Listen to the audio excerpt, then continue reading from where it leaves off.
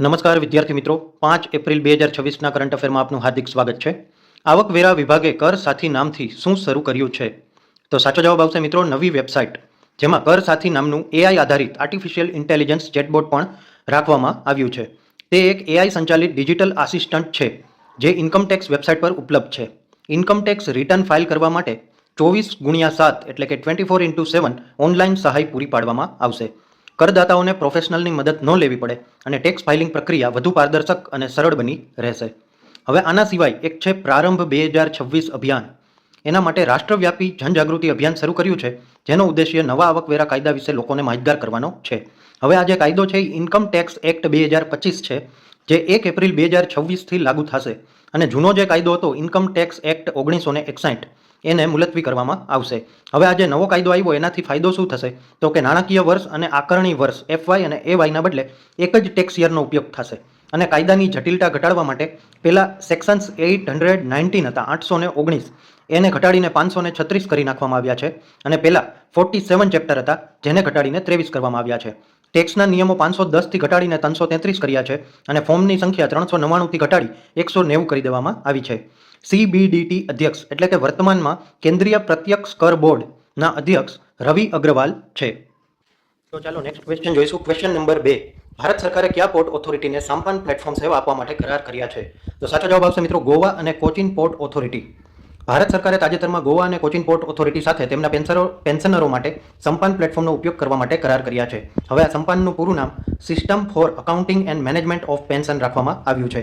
આ ટેલિકોમ્યુનિકેશન વિભાગ DOT સંચાર મંત્રાલય દ્વારા વિકસિત એક ફ્લેગશિપ ડિજિટલ પહેલ છે. વડાપ્રધાન નરેન્દ્ર મોદીએ 29 ડિસેમ્બર 2018ના રોજ આ પ્લેટફોર્મ રાષ્ટ્રને સમર્પિત કર્યું હતું. પેન્શન મંજૂરી, સત્તાધિકરણ, હિસાબ અને ચૂકવણીની પ્રક્રિયાને એક જ ઓનલાઈન વિન્ડો દ્વારા સરળ અને પારદર્શક બનાવવા માટે આનો મુખ્ય ઉદ્દેશ્ય છે. હવે ભારત સરકારે સંપાનને પ્લેટફોર્મ એઝ એ સર્વિસ તરીકે બીજા ઘણા બધા રાજ્યોને આપવાનું શરૂ કર્યું છે. કેન્દ્રીય સંચાર મંત્રી જ્યોતિરાદિત્ય સિંધિયાની હાજરીમાં ગોવા રાજ્ય સરકાર અને કોચીન પોર્ટ ઓથોરિટી સાથે આ સેવા માટે કરાર કરવામાં આવ્યો છે. ગોવા અને કોચીન પોર્ટ પેન્શનરોને સીધા જ તેમના બેંક ખાતામાં સમયસર પેન્શન મળશે અને વચેટિયાઓની જરૂરિયાત નહીં રહે. અત્યાર સુધીમાં આ પ્લેટફોર્મ દ્વારા આશરે 72,000 કરોડથી વધુની પેન્શન રકમનું વિતરણ કરવામાં આવ્યું છે. તો ચાલો નેક્સ્ટ ક્વેશ્ચન જોઈશું. દીનદયાળ બંદર પર કયા પ્રોજેક્ટ્સને મંજૂરી આપવામાં આવી છે? તો સાચો જવાબ આવશે મિત્રો રોડ ઓવરબ્રિજ. બરાબર. હવે કેન્દ્ર સરકારે કંડલા સ્થિત દીનદયાળ પોર્ટ ખાતે માલસામાનની અવરજવરને ઝડપી બનાવવા ટ્રાફિકની સમસ્યા ઘટાડવા માટે રોડ ઓવરબ્રિજના નિર્માણને મંજૂરી આપી છે. આ પ્રોજેક્ટ માટે અંદાજે 132.51 કરોડના ખર્ચને મંજૂરી મળી છે. વેસ્ટર્ન રેલવેના લેવલ ક્રોસિંગ LC235 પર બનાવવામાં આવશે. આ પ્રોજેક્ટનું નિર્માણ વેસ્ટર્ન રેલવે દ્વારા ડિપોઝિટ બેસિસ પર કરવામાં આવશે. બંદર પર રેલવે ક્રોસિંગના કારણે થતા અવરોધો દૂર કરવા અને કાર્ગોની ઝડપી નિકાલ માટે સુવિધા ઊભી કરવામાં આવે છે. આ પ્રોજેક્ટ ભારત સરકારના ફ્લેગશિપ સાગરમાલા કાર્યક્રમનો એક ભાગ છે. આ project PM Gatishakti national master plan સાથે સુસંગત છે, જે મલ્ટી મોડલ કનેક્ટિવિટી વધારવા પર ભાર મૂકે છે. કેન્દ્રીય બંદર, શિપિંગ અને જળમાર્ગ મંત્રી સર્વાનંદ સોનવાલ દ્વારા આ પ્રોજેક્ટને મંજૂરી આપવામાં આવી છે. દીનદયાળ પોર્ટે નાણાકીય વર્ષ 25-26માં 160.11 million metric tons cargo handle કરીને નોંધપાત્ર સિદ્ધિ હાંસલ કરી છે. તો નેક્સ્ટ ક્વેશ્ચન જોઈશું.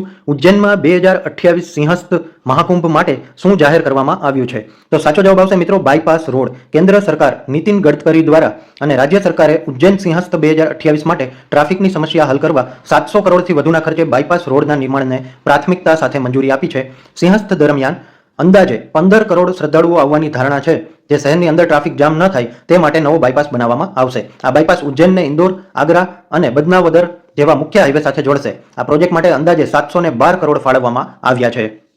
તો ચાલો નેક્સ્ટ ક્વેશ્ચન જોઈશું. Question number 5.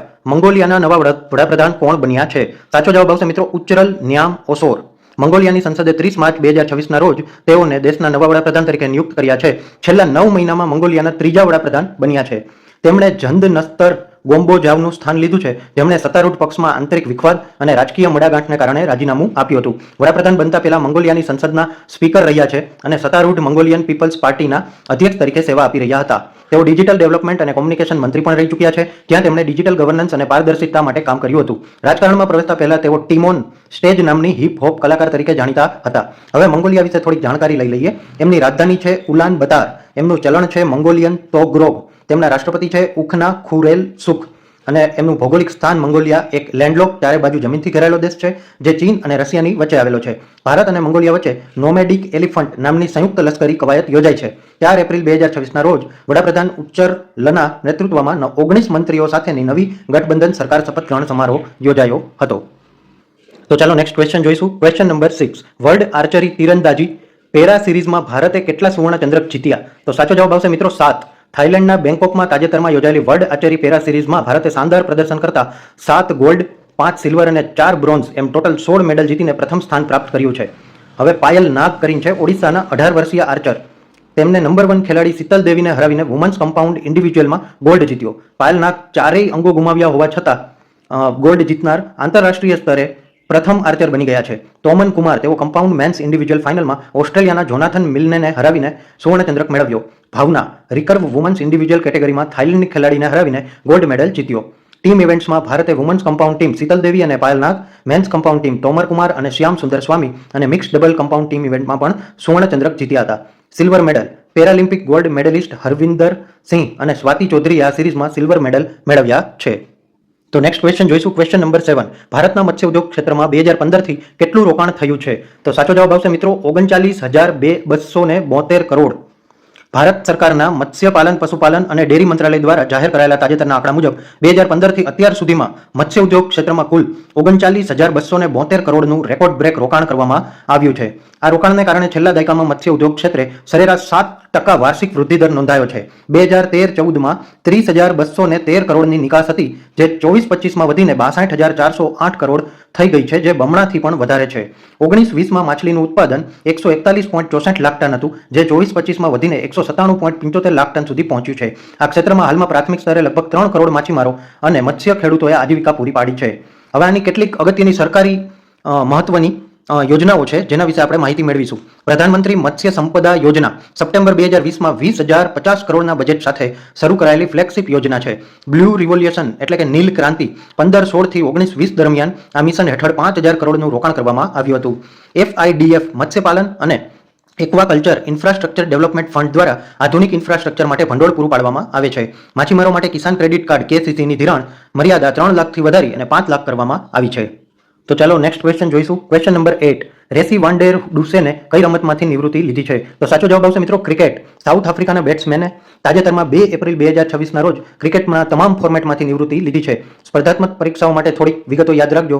નિવૃત્તિનો નિર્ણય 26-27 સિઝનના સેન્ટ્રલ કોન્ટ્રાક્ટ લિસ્ટમાંથી બહાર રાખ્યા બાદ તેમને આ નિર્ણય લીધો છે. સાઉથ આફ્રિકા માટે કુલ 18 ટેસ્ટ, 71 વન ડે અને 57 T20 મેચો રમી છે.